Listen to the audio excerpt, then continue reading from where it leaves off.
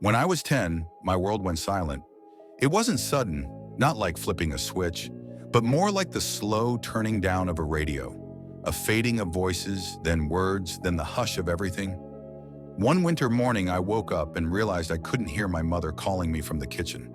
I could see her mouth move, I could see her hand wave, but all I heard was the noise inside my own head. The doctor said it was something rare, something that sometimes happens with no clear reason. Nerve damage, a mystery. I remember sitting in their cold offices, legs swinging above the floor, pretending not to be afraid while my mom squeezed my hand too tightly.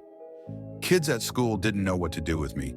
My teachers were kind but overwhelmed. I became the quiet one, the one who sat at the edge of the group. I learned to lip read badly, then a little better. I learned to use my hands, but mostly, I learned how to live with silence. I missed music. I missed the sound of rain tapping on windows and my dad's gravelly bedtime stories.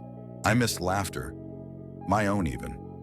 There were days I didn't want to get out of bed, not because I couldn't, but because everything felt unreachable. I was just a kid, and I already felt like the world had moved on without me.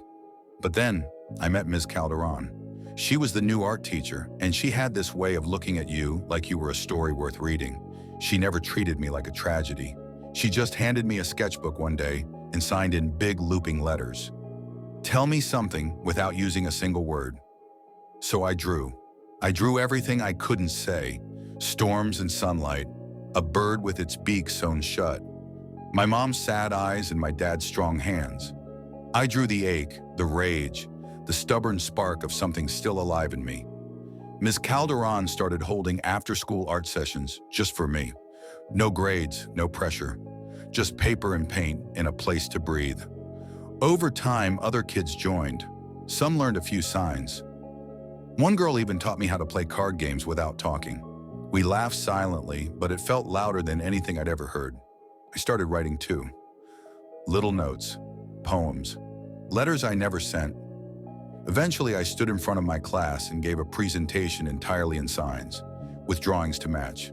They clapped at the end. I didn't need to hear it, I felt it. By the time I turned 13, I wasn't the quiet one anymore. I was the artist, the one who made people feel something without needing sound. I still missed music. I still missed what I'd lost. But I gained something else, voice. It took years for the grief to soften, but I learned to carry it.